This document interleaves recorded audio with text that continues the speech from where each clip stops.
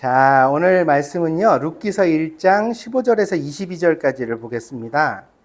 15절부터 22절까지를 보겠습니다. 제가 천천히 읽어보겠습니다. 나오미가 또 이르되 보라 내 동서는 그의 백성과 그의 신들에게로 돌아가나니 너도 너의 동서를 따라 돌아가라 하니 룻이 이르되 내게 어머니를 떠나며 어머니를 따르지 말고 돌아가라 강건하지 마옵소서. 어머니께서 가시는 곳에 나도 가고 어머니께서 머무시는 곳에서 나도 머물겠나이다.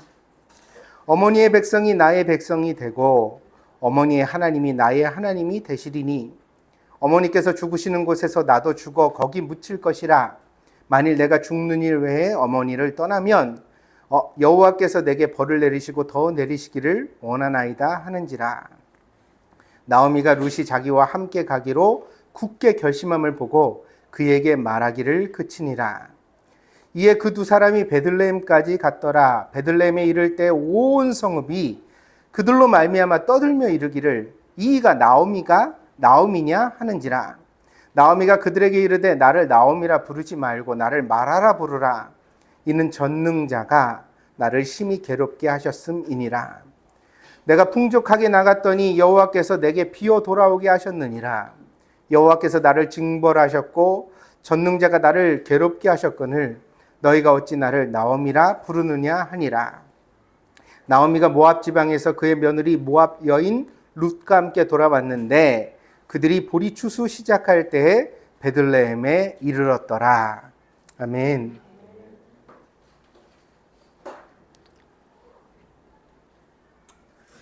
이 설교라는 것은 시의성이 제일 중요합니다. 시의성이라는 건 시의적절하다 이렇게 말하죠. 그러니까 그 시간과 그 상황이 딱 가장 적절하다는 뜻입니다. 설교자가 본문을 깊이 연구하고 잘 해설해서 좋은 정보를 드릴 수 있습니다. 이런 설교를 통해 여러분들이 교양을 쌓기도 합니다. 그래서 성경에 어떤 내용이 있는지를 새로 배우기도 하고 팔레스타인의 문화라든가 전통 같은 것들을 새롭게 알게 되기도 합니다. 그러나 여러분의 현실과 그 말씀이 만나지 못하면 설교는 강연이나 정보나 사람의 말에 불과한 것입니다.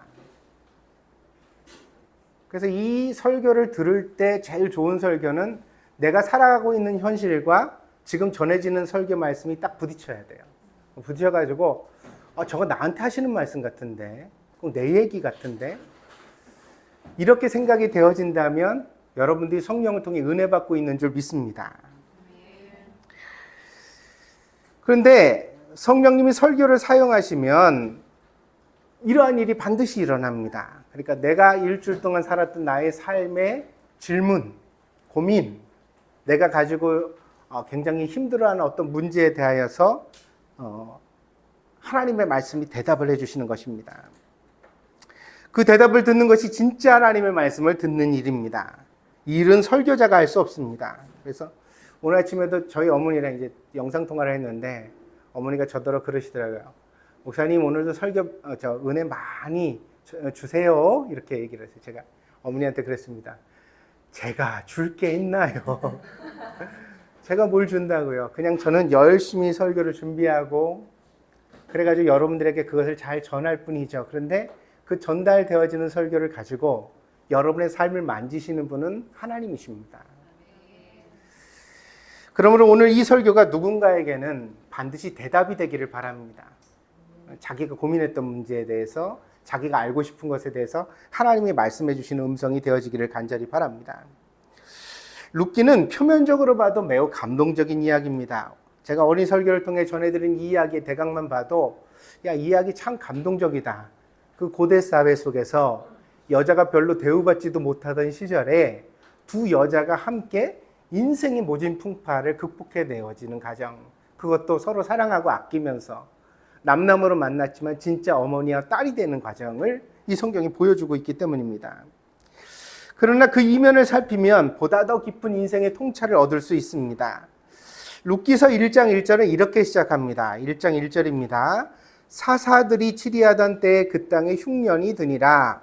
유다 베들레헴의 한 사람이 그의 아내와 두 아들을 데리고 모압 지방에 가서 거류하였는데 그 사람의 이름은 엘리멜렉이요 그의 아내의 이름은 나오미요 그의 두 아들의 이름은 말론과 기련이니 유다, 베들레헴, 에브라 사람이더라. 그들이 모압 지방에 들어가서 거기 살더니. 이 사사가 치리하던 시절이라는 것은 이스라엘에 왕이 없던 시절을 말합니다. 그래서 룻기의 바로 전 성경이 사사기거든요. 근데 그 사사기가 어떻게 끝나냐면 사사기 맨 마지막 절이 21장 25절인데 이렇게 끝나고 룻기 1장으로 넘어오는 거예요. 뭐라고 끝나냐면 그때 이스라엘의 왕이 없으므로 사람이 각기 자기의 소견에 옳은 대로 행하였더라. 이렇게 말해요. 왕이 없었다. 사람들이 각자 자기의 소견에 옳은 대로 행하였다. 이 말은요. 그 시대의 가장 큰 특징을 보여주는데 이 시대의 특징은 정치의 부재라는 것입니다. 정치는 본래 공익을 위한 봉사입니다. 그러니까 정치인이라는 것은 욕을 먹는 사람들이 아니라 자기 보수도 받지 않고서 남을 돕고 공익을 위해 자기를 헌신하는 사람들을 뜻하는 거죠. 원래 정치인이라 그러면 굉장히 존경받아야 되고 굉장히 사회적으로 아끼고 존중해줘야 되는 그런 부류의 사람인 겁니다. 그런데 오늘 왜 우리의 시대에는 정치인이 가장 교활하고 이기적이며 사기를 많이 치는 거짓말쟁이로 정평이 나게 되었을까요? 그거는 권력을 가지고 사사로이 쓰고 이 정치를 하지 않았기 때문이죠. 그러니까 정치인은 있지만 정치가 없어진 시대를 살기 때문에 우리가 정치인에 대한 혐오를 가지게 된다는 거죠. 그럼 정치가 사라지면 어떤 일이 생겨지느냐?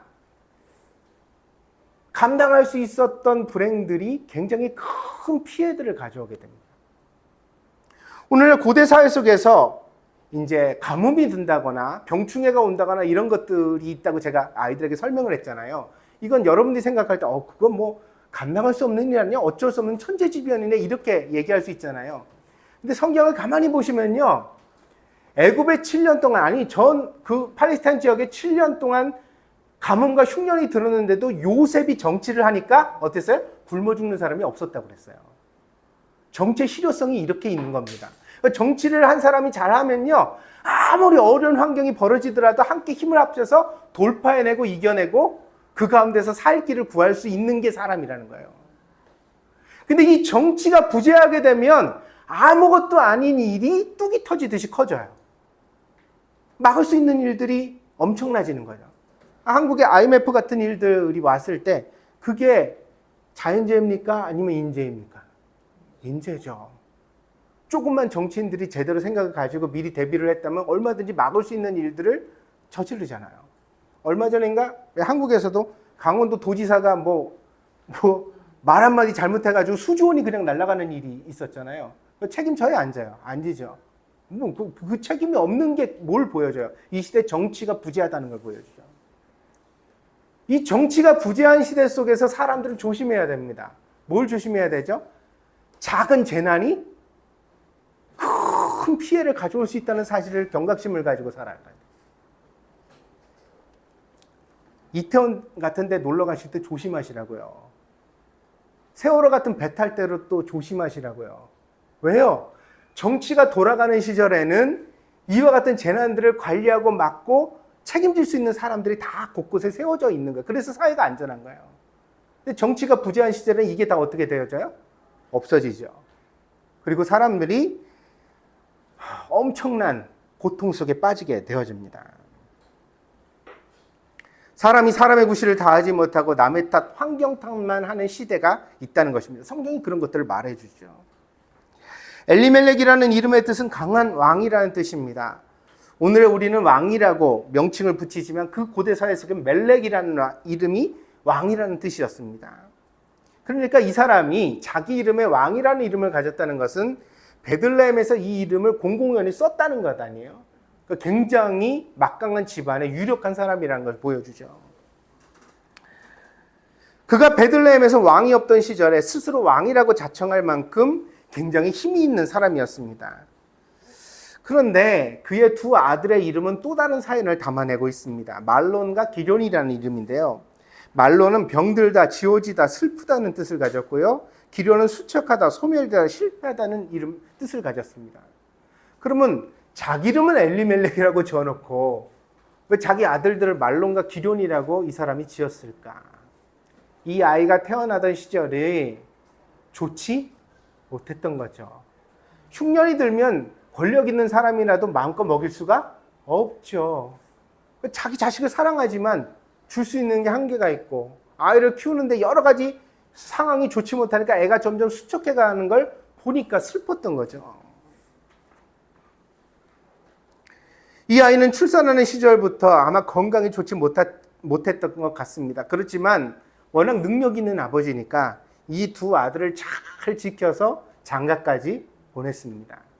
심지어는요, 성경에는 나오지 않지만 랍비들의 전승에 따르면 이 엘리멜렉이 자기의 아들들과 결혼시킨 모압 두 여자 오르바와 룻은요, 모압 왕의 딸들이라고 되어져 있어요.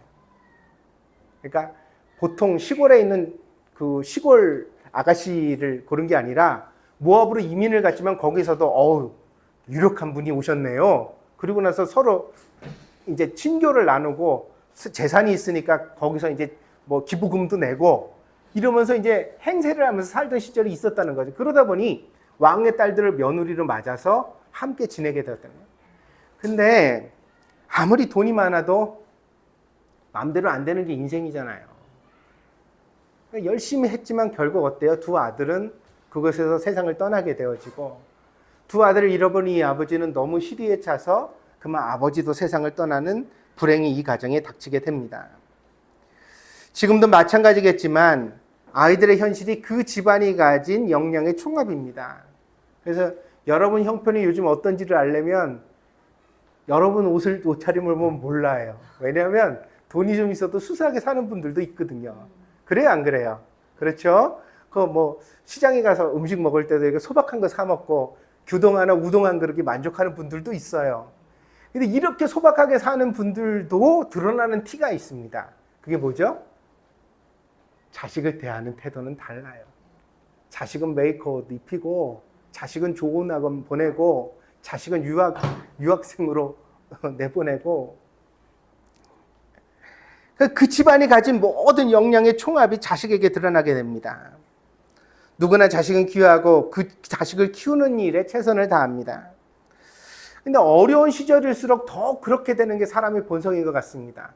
자기 고향을 버리고 외국으로 이민까지 갔는데, 거기서 이 엘리멜렉과 나옴이라는 부부에게 있어서 의지가 되고 희망이 되는 게 뭐겠어요? 말론과 기련이라는 두 아들 잘 키우는 거. 그죠? 공감하세요?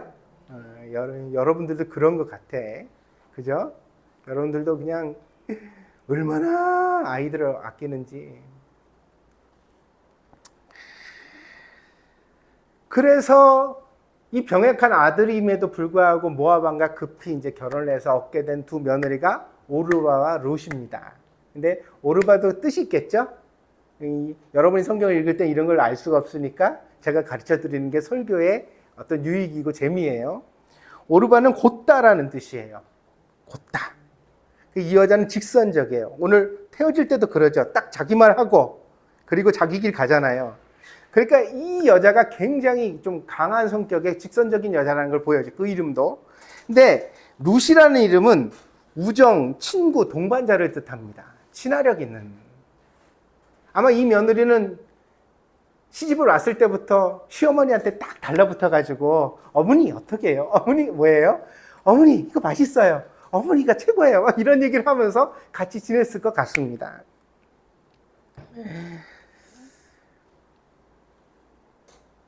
그렇게 두 며느리와 함께 행복하게 살다가 결과적으로는 나오미와 두 며느리만 세상에 남겨지게 됩니다.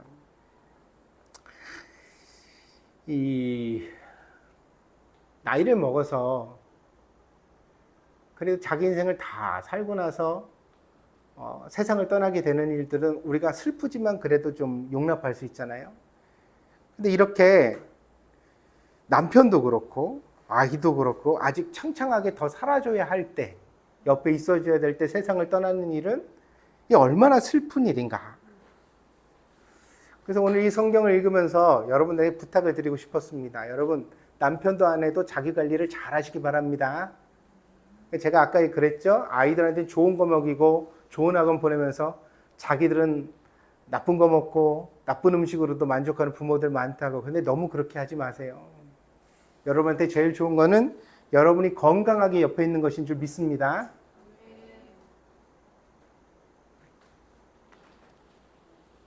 남편이 해야 되는 역할이 돈 벌어다 주는 것이 아닙니다. 제일 중요한 사명은 옆에 오래오래 있어주는 것입니다. 그래서 가족이 서로 인생이 외롭지 않도록, 혼자 막막하지 않도록 울타리가 되어주는 일이 가장 중요합니다. 이 말은 아내들에게도 마찬가지이니까 여러분 잘 들으시고 자기를 잘 지켜갈 수 있는 지혜가 여러분들에게 있길 바랍니다. 보통은 구약은 신약의 그림자라고 말합니다. 근데 이제 룻이 만나게 되는 보아스를 예수 그리스도에게 이제 예수 그리스도를 상징하는 인물로 설명하거든요. 그렇다면 나오미와 룻은 우리들이 됩니다. 각자의 인생에서 살아보려고 노력을 다했지만 스스로의 힘으로는 어찌할 수 없는 불행을 만나서 그래서 망가지고 다치고 상처받고 슬픔에 빠진 사람들, 그런 인생이 바로 나오미와 룻이 대표하고 있는 우리들의 모습입니다. 이 나오미는 모압 땅에서 극심한 불행을 맛보았습니다. 그래서 이 나오미가 자기 고향 땅으로 돌아올 때 사람들이 나오미가 아니냐 이렇게 말을 했더니 나오미가 뭐라고 그래요? 자기 이름을 이제 나오미가 아니라 마라라고 부르래요. 이 마라라는 말의 뜻은 쓰다, 고통 이런 뜻이에요. 그러니까 나오미는 밝고 기쁨이란 뜻인데 이제 기쁜 여자가 아니라 자기는 쓰고 고통스러운 여자다. 자기 이름을 그렇게 바꿔 말합니다.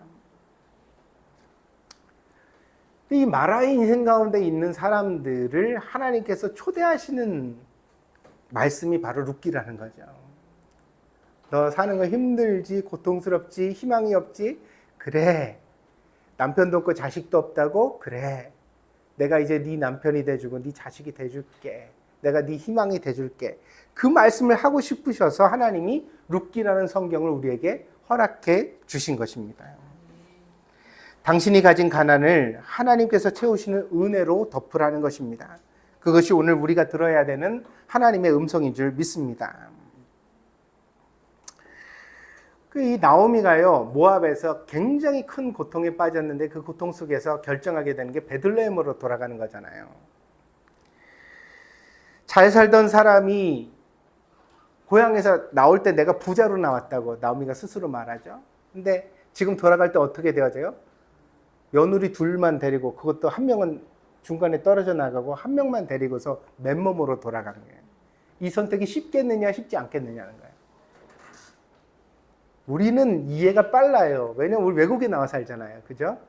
여러분이 올 때는 배낭 하나 메고 왔을 수도 있어요. 근데 진짜 여러분이 배낭 하나 메고 여러분 고향으로 돌아가게 된다면 그 선택을 할 수가 있겠느냐. 더군다나 나오미에게는 남편과 자식을 잃어버린 상실이 아주 컸습니다. 그렇기 때문에 오늘 나오미가 베들레헴으로 돌아가는 이 선택이야말로 성경이 보여주는 믿음의 모습입니다. 믿음이란 뭐냐? 그냥 하나님을 열심히 믿어서 성전을 지어드리고 많은 재물을 갖다 바치는 게 아니에요. 제가 맨날 이렇게 설교를 하니까 여러분은 교회 아무것도 안 바쳐도 되는 줄 알아. 좋아요. 그게 본질은 아니니까. 그래도 된다고 생각해. 헌금은 안 드려도 돼. 드리면 더 좋지만. 이것도 여러분이 하나님을 진짜 느끼기 시작하면 아끼지 않고 마음껏 할 수 있는 때가 올 줄 믿습니다. 그때까지 기다려 줄 수 있어요. 근데 보다 더 본질적인 믿음에 대해 말하고 싶은 건 뭐냐면, 믿음이란 여러분의 인생을 포기하지 않고 어떤 상황이 오더라도 살아가는 것이라는 거예요.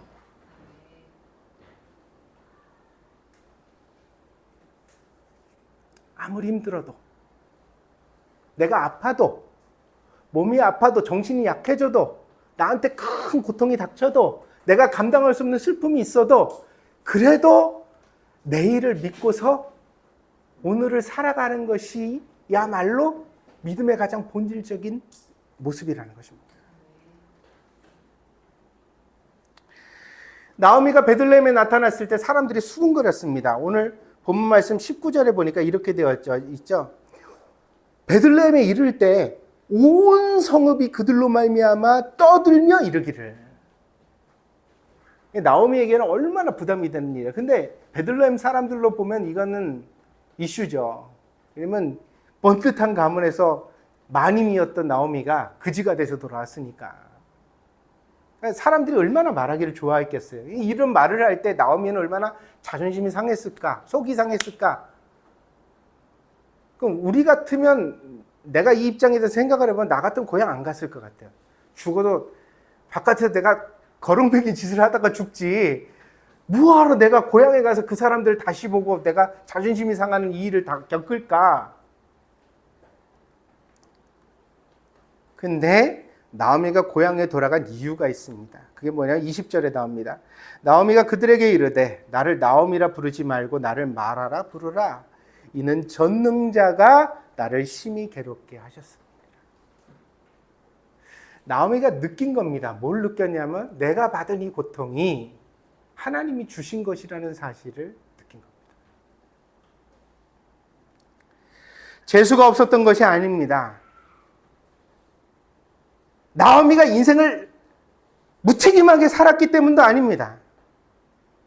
인생은 전능자의 손길 아래에 있고 우리는 그 결정을 순응하며 살아가는 피조물에 불과하다는 사실입니다. 창세기의 선악과 이야기가 보여주는 바와 같이 사람의 본성은 남 탓하기를 즐겨합니다.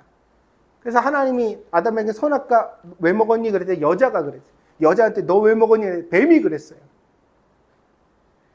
이게 사람의 본성 속에 들어있는, 그러니까 책임을 회피하고 남을 핑계거리로 삼고 싶은 우리의 본성이라는 거죠. 그렇지만 이 남 탓을 많이 하는 사람들은 결국 남 탓을 할 수 없는 상황까지 가거든요. 그러면 결국 그때는 누구 탓을 하냐면 자기 탓을 해요. 근데 여기서 자기 탓이라는 말은 자기 일에 대하여 그 일의 원인을 밝히고 책임을 지려는 태도가 아니에요. 탓이라는 말은 미워하는 거예요. 이 일로 인하여 누군가를 미워함으로써 자기의 감정을 해소하는 방식이에요. 남 탓을 한다는 것은 남을 미워한다는 뜻이고요. 자기 탓을 한다는 것은 내가 책임져서 이제 내가 잘 감당해서 열심히 살아야겠다 이런 얘기가 아니에요. 자기 탓을 한다는 것은 내가 왜 그랬을까? 이런 망할, 죽어라 죽어. 나 같은 건 살 가치도 없어. 자기 혐오, 자기 미움을 말합니다. 근데 이제 나오미가 가진 신앙은요, 이 극심한 고통 속에서 남 탓을 하거나 자기 탓을 한 것이 아니라 이것을 하나님이 주신 것으로 받아들이는 순응의 태도에 있다는 거예요. 내가 공부를 덜 해서가 아니야. 내가 재수가 없어서가 아니야. 내가 우연히 이렇게 된 거 아니야. 인생 가운데 행복도 있고 불행도 있는데 이 모든 것은 전능자의 손 가운데 있어. 할렐루야.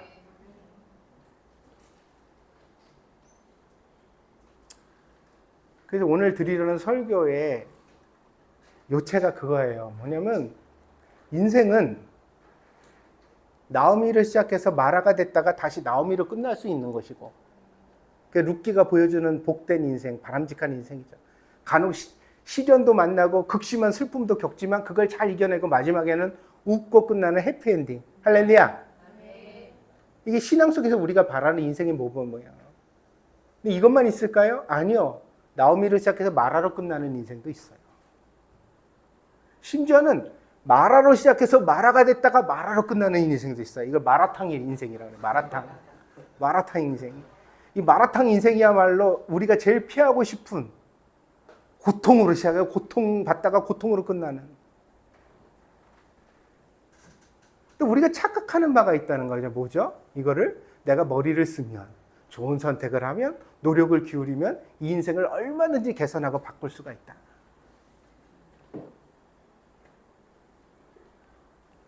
사람이 바꿀 수 있는 것도 있고 바꿀 수 없는 것도 있습니다. 근데 사실 인생을 깊이 살아보면요, 대부분은 바꿀 수 없는 것 같아요.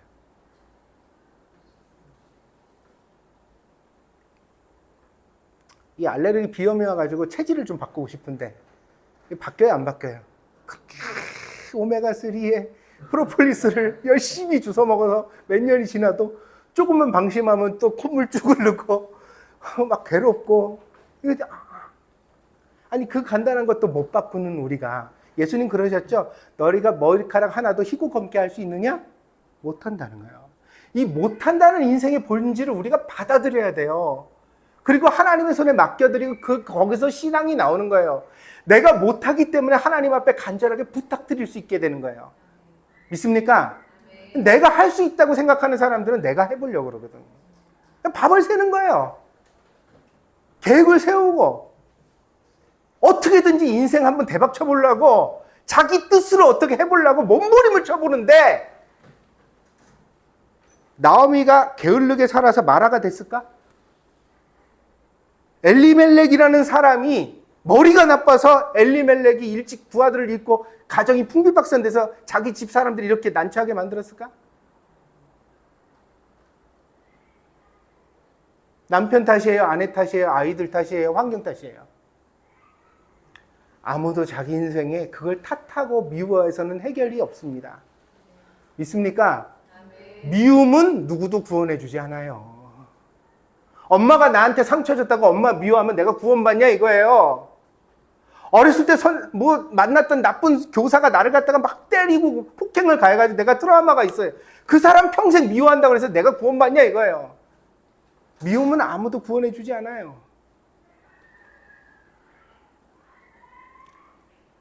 설사 그런 불행과 마라를 겪었다 하더라도 우리가 믿음을 붙잡고 하나님을 바라면 구원의 길이 있는 줄 믿습니다. 룻기는 뭘 약속하느냐면 그걸 약속하는 거야. 야, 네 인생이 마라야? 그렇지만 네가 정말 하나님 앞에 하나님 나 좀 도와주세요. 나 불쌍하지 않아요? 하나님 내가 내 인생을 이렇게 마쳐야 되겠습니까? 하나님 나 그렇게 하기 싫어요. 나도 나오미가 되게 해주세요. 나도 행복하고 싶어요. 거창한 이야기가 아니에요, 신앙이. 신앙의 가장 근간은 내가 나를 사랑하는 일이고 내가 행복해지는 일입니다. 거기로부터 내가 찬양이 나오고 기쁨이 나오고 감사가 나오게 되는 거예요. 아니 내가 행복하지 않은데 뭐가 감사하고 뭐가 기쁨이 있어요? 성경에 범사에 감사하라, 항상 기뻐하라 그러니까 그게 신앙의 의무로 되어지는구나. 아니에요. 우리 존재가 바뀌어야 됩니다. 내가 정말 행복한 사람이 돼야 감사와 기쁨이 나오는 거예요. 그래서 성경의 이야기는 절대로 나쁜 이야기가 아니에요.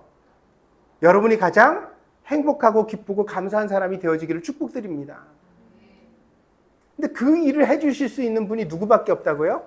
하나님밖에 없다고 성경이 말하는 거예요. 그게 룻기가 가진 강력한 주제예요. 자기 힘으로 나오미와 룻은 노력해서 인생을 바꾼 게 아니에요. 하나님의 섭리 가운데 보아스라는 사람을 만남으로써 그 손을 잡아 인생이 바뀌어지는 이야기를 담아요. 오늘날에도 많은 보아스가 있습니다. 지난주에는요, 제가 인터넷 서칭을 하다가 한 가정 이야기를 듣게 됐는데 60살 먹은 아버지가 딸들 때문에 펑펑 울었다 그러면서 사연을 갖다가 간단하게 게시판에 올렸어요. 이야기를 가만히 들어보니까 첫 딸이 자기 아빠, 요즘 환갑 안 하잖아요. 환갑 생일잔치 때 아버지 감사합니다. 그래, 거기까지 좋죠? 그거 당연하지, 딸이니까. 첫 딸이 그렇게 하면서 울면서 하는 얘기가 친딸처럼 키워주셔서 감사합니다. 이게 뭔 얘기가 그리고 나서 얘기를 해보니까 IMF 때 자기 친동생이 사업이 망했어요. 사업이 망하니까 부인이 애 둘을 두고 집을 나가버렸어요. 그 동생이 두 아이를 데리고 생활을 하다가 나쁜 마음을 먹고서 그만 세상을 떠납니다. 갑자기 애들이 그냥 두 애기가 남은 거잖아요. 근데 이게 형이었으니까 자기 동생이 그러고 세상을 떠났으니까 자기 집은 애가 100일밖에 안 됐었대요. 그 당시에. 애가 하나 있는데 어떤 부인한테 얘기하기를 여보 시설에서 맡겨야 되니까 시설에 맡겨야 되니까 맡기는 사람 나올 때까지만 우리가 애들 보자. 두 애들을 동생 애들을 데려다가 집에서 키웠다는 거예요. 며칠 이제 몇 주인가 이렇게 키웠는데 그러다가 시설에서 이제 사람이 나오는 날이 됐대요. 그랬더니 부인이 갑자기 남편한테 여보 일로 와봐. 왜? 그래. 나 쟤들 도저히 시설에 못 보내겠으니까 우리가 키우자. 근데 남편이 얼마나 고맙겠어요. 자기 동생 아이들을 받아준다니까. 너무 고마운데 말을 못하게 당신 할 수 있겠어? 당신이 이거 감당할 수 있겠어? 그랬더니 이 부인이 하는 얘기가, 여보, 당신은 아무 생각하지 말고 이제 자식이 갑자기 셋이 됐으니까 당신은 돈 버는 일에만 전념해. 낮이고 밤이고 돈 벌어 오면 내가 어떻게든 애들을 키울게. 그때부터 이 아이들을 동생 아이라고 여기지 않고 자기 자식처럼 키우지. 그래서 이 아버지는 그 딸이 모르는 줄 알았대요. 모르는 줄 알았대요. 그러니까 애가 아주 학교도 들어가기 전에 유치원에 미숙한 그 나이 때 아이였으니까. 근데 이 큰딸이 알았던 것 같아요. 언제 알았냐니까 고등학교 때쯤에 알았대요. 그러면서도 그 얘기를 하지 않고 이제 아버지가 60 환갑이 될 때까지 딸 역할을 가만히 하고 살다가 아버지가 60살이 돼가지고 이제 환갑이라고 이렇게 생일을 차리니까 이게 감동이 왔던 것 같아요. 첫 딸, 둘째 딸은 동생의 딸이었는데 자기 딸이 돼서 그러고 살았어요. 둘이서 다 알고 있었다고 둘이 얘기를 나눠서 펑펑 아버지 감사합니다. 어머니 감사합니다. 그러면서 울고.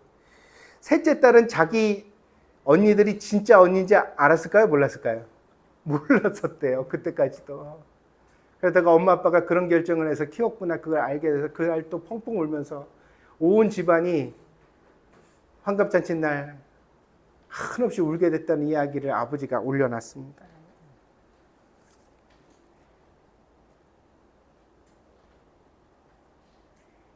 그 아버지와 그 남편과 그 부인이 그 아이들을 거두어주지 않았다면 그 아이들의 인생은 어떻게 됐을까?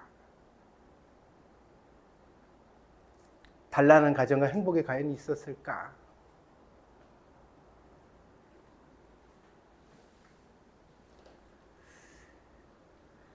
우리 인생에도 말이에요.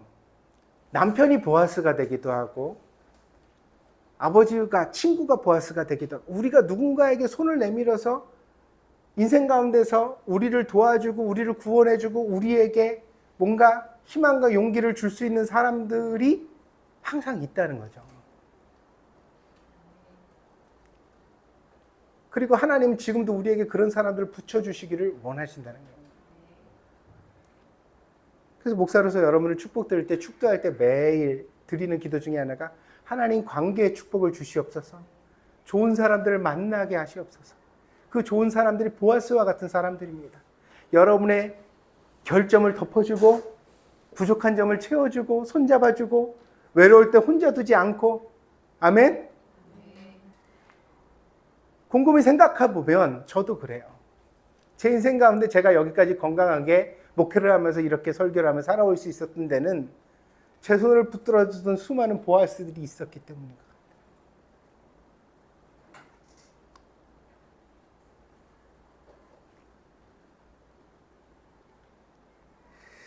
그 아름다운 섭리를 통하여서 마라 같은 인생을 나오미 같은 인생으로 바꾸시는 하나님을 믿을 수 있겠느냐는 거예요.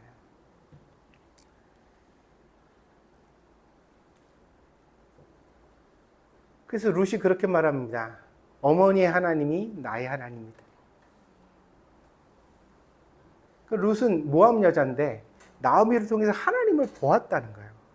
당신은 진짜 당신에게는 당신이 믿는 하나님이 계신 것 같아요. 그분이 있는 것 같아요. 이렇게.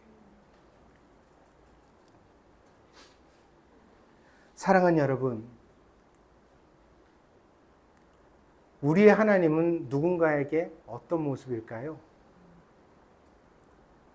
내가 믿는 하나님은 내 자식들에게, 내 이웃들에게, 내 친구들에게 어떤 모습일까요?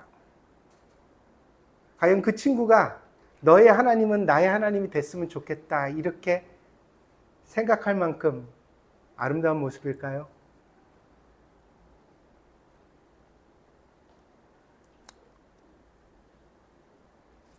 믿음은 가장 기초적인 것에서 시작해야 하는지도 모릅니다. 뭐냐? 내가 제일 사랑하는 사람들, 내가 제일 가까운 사람들에게 나는 어떤 하나님을 보여주는 존재인가? 여러분 오늘 설교를 통해서 여러분 깊이 한번 자기 자신을 되돌아볼 수 있는 우리 동경들에게 가족들이 되어지기를 바랍니다. 그래서요, 인생의 모습이라는 것이 실체와 거짓이 가식이 혼재되어 있는 것 같아요. 그걸 완벽하게 구분할 수 있는 사람은 없어요. 어떤 모습은 내가 아닌데도 불구하고 마치 용기 있는 것처럼 나오미인 것처럼 노력하다 보니까 나오미가 되기도 하고. 아멘?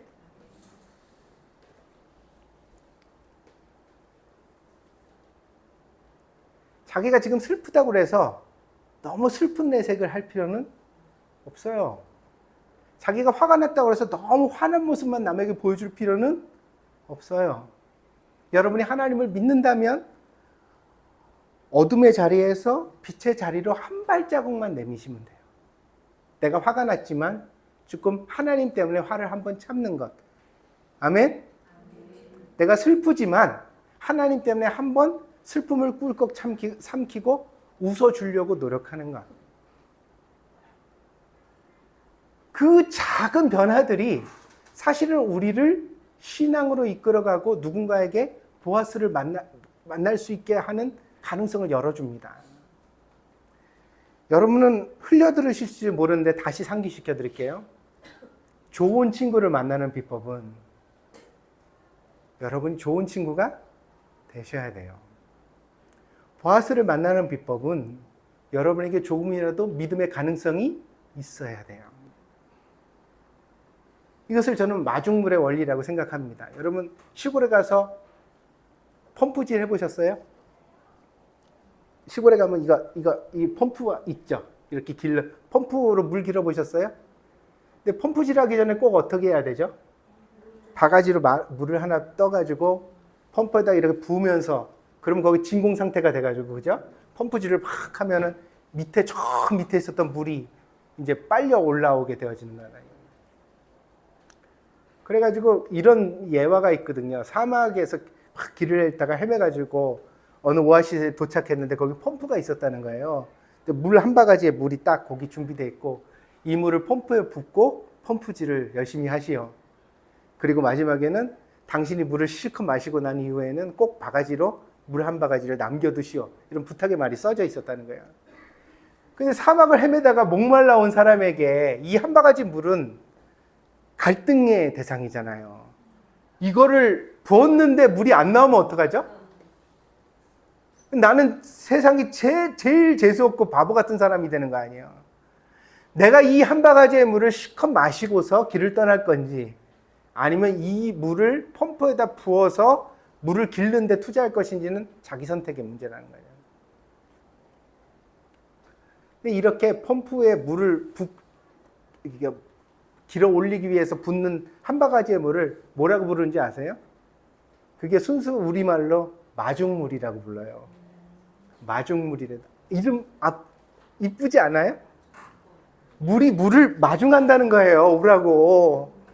마중물이라고 불러요. 그 마중물을 부어낼 수 있는 선택, 용기가 결국은 저 밑바닥에 있는 지하수를 끌어올리는 결과를 만들어낼 수 있다는 거죠. 저는 여러분이 삶에서 한번 웃어주는 것, 한번 용기 내는 것, 한번 긍정의 말을 하는 것이 여러분이 실체라고 믿지는 않아요. 그게 사실 우리의 정직한 정체의 모습은 아니에요.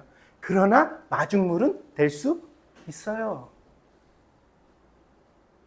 그게 여러분의 아이들에게, 남편에게, 여러분의 가정에, 여러분 자신에게 저 깊은, 저 지하수에 있는 기쁨과 감사와 정체성을 끌어올릴 수 있는 한 번의 용기가 될 수 있다고요.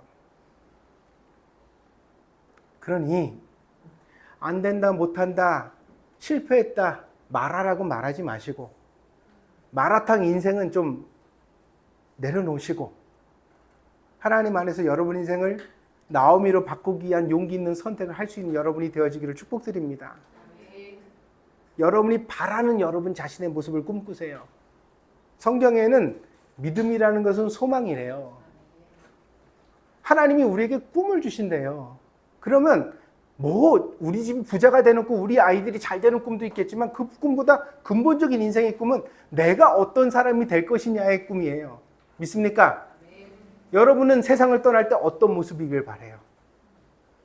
어떤 지적 수준, 어떤 언어, 어떤 인격, 어떤 말, 어떤 역사를 남기고 여러분이 세상을 떠나기를 바라요? 여러분이 바라는 여러분의 모습은 그냥 만들어지는 게 아니에요. 오늘 여러분이 선택해서 그것이 모여져서 만들어지는 줄 믿습니다. 그러니 여러분이 어떤 사람이 되고 싶은지를 꿈꾸고 그걸 노력해 보세요. 그걸 시도해 보세요. 마중물을 부어 보세요.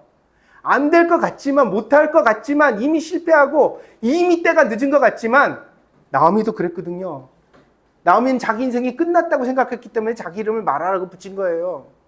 그런데 하나님이 그 믿음을 귀히 여기셔서 그 여자 인생을 바꾸시니까 나오미가 다시 나오미가 된 줄 믿습니다. 여러분에게도 늦지 않았어요. 하나님은 여러분에게 값진 인생으로 보답해 주실 줄 믿습니다. 그러므로 나는 언제까지 고생하란 말인가? 나는 언제까지 이렇게 힘들라는 말인가? 나는 언제까지 이렇게 실패하란 말인가? 아프라는 말인가? 그게 마라탕 인생이에요, 그게. 그게 마라탕 인생이라. 아니요. 아프라고 태어난 인생은 없습니다. 믿습니까? 실패하고 고생하고 슬퍼하라고 태어난 인생은 없어요. 하나님은 여러분 모두에게 아름다운 계획이 있으세요. 그걸 믿습니다. 그러니 그 희망을 붙드세요. 말하세요. 기도하세요. 여러분이 그런 희망이 생기면 기도도 생길 거예요. 기도가 왜 맥이 없냐? 안 바라니까. 믿지 않고 바라지 않는데 무슨 기도가 나가요? 아니 하다못해 로또를 손에 들고 붙게 해달라고 기도를 해도 이게 뭔가 이게 될 것 같은 마음이 있어야 하나님 제발 부탁드립니다 그러면서 기도를 해보지. 내 인생에는 절대 될 리가 없어 이렇게 생각하는 사람이 무슨 그게 간절한 기도가 되겠냐고요. 신앙은 형식이 아닙니다. 여러분의 진심입니다. 여러분이 믿는 바를 하나님 앞에 꿈꾸고 한 발 한 발 다가갈 수 있는 여러분들이 되어지길 바랍니다. 여러분이 그런 사람이 되면 여러분 옆에 있는 사람들도 살아요. 제가 이 룻기를 보면서 제일 감동하는 부분이 뭔지 아세요? 보아스가 룻을 구해주는 이야기가 아니에요.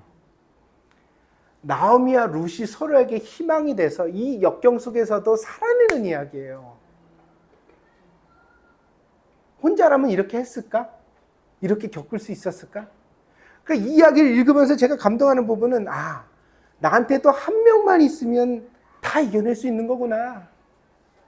내 마음 알아주는 한 사람, 나랑 말이 통하는 한 사람, 누군가 내 옆에서 내가 시대에 빠졌을 때 웃어줄 수 있는 한 사람, 내 어깨를 다독거리면서 괜찮아 말해줄 수 있는 그 한 사람, 그 사람만 있으면 내가 인생을 끝까지 어떤 역경에 사망의 음침한 골짜기를 지날지라도 내가 살아낼 수 있는 거구나.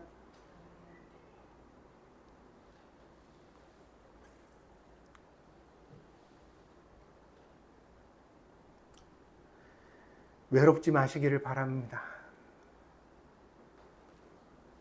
외롭지 않으려면 여러분이 누군가에게 외롭지 않게 해주셔야 돼요. 먼저 마중물이 되시라고요. 아멘? 맨날 우물에서 물 나오기만 기다리지 말고 여러분의 한 바가지 남은 물을 부어 거기다 제발 좀 부시라고요. 여러분이 외롭기가 싫으면 외로운 사람 찾아가서 여러분이 먼저 손잡아주고 한마디를 해. 하나님이 보실 테니까. 믿습니까?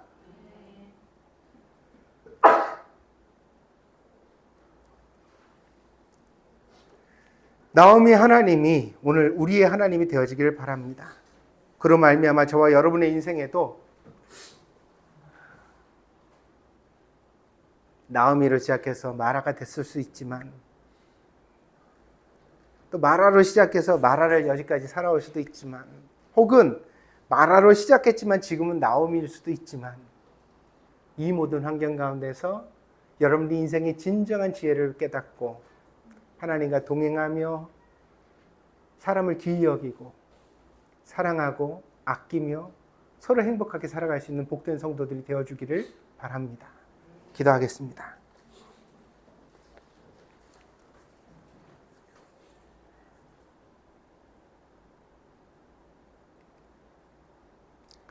중년이 되어 나이를 먹어가니 하나님 건강을 염려하게 되었습니다.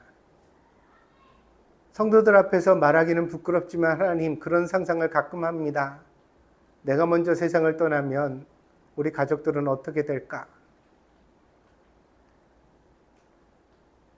하나님, 인생은 스스로 책임질 수 없습니다. 아무것도 보장되지 않습니다. 막막한 것이 인생입니다. 나오미로 시작했지만 마라가 되기도 하고, 마라로 시작했지만 나오미가 되기도 하는 것이 인생인 줄 압니다. 이 모든 인생의 날들 속에 오직 우리가 바라고 의지할 수 있는 분은 여호와 하나님 한 분밖에 없는 줄 믿습니다. 당신의 선하심을 의지합니다. 당신의 사랑을, 당신의 자비를 구합니다. 우리를 외롭게 혼자 두지 마시고 구원하여 주시옵소서. 외롭고 슬플 때 나오미와 같은 사람들, 보아스와 같은 사람들을 보내어 주시고, 하나님, 우리가 함께 있으므로 모든 인생의 어려운 날들을 잘 이겨낼 수 있는 복된 성도들이 되게 하여 주시옵소서. 마음에 소망을 품기를 원합니다. 그런데 그게 잘 되지는 않습니다, 하나님. 인생을 바라고 긍정해야 한다는 것 늘 설교로 듣고 하나님 말씀 속에서 배우지만 살다 보면 막막하고 암울한 생각들이 더 자주 찾아옵니다. 이 정도에서 그저 타협하고 끝나야 하는 것이 내 인생이 아닌가, 그런 생각을 하게 되는 때도 있습니다. 하나님, 오늘 동경드림교회 성도들에게 소망의 믿음을 허락하여 주시옵소서. 하나님이 함께 하시면 얼마든지 달라질 수 있고 꿈꿀 수 있고 새로울 수 있다는 것, 하루하루를 기대하면서 살아갈 수 있는 믿음의 사람들이 될 수 있도록 도와주시옵소서. 그 소망이 살아있어야 사랑하는 성도들에게 기쁨도 있고 감사도 있을 줄 믿습니다. 하나님, 성경 속에 문자로만 기쁨을 잃지 않게 하여 주시고 정말 표정과 말로, 행동으로 하나님을 믿는 자의 기쁨과 그 감사가 우리 삶에서 우러날 수 있도록 인도하여 주시옵소서. 그러므로 나오미의 하나님이 룻의 하나님이 되었던 것처럼 하나님, 나도 누군가에게 진짜 하나님을 전해줄 수 있는 사람이 되게 하여 주시옵소서. 하나님 함께 하시기를 간절히 원하오며 예수님의 이름으로 기도하였습니다.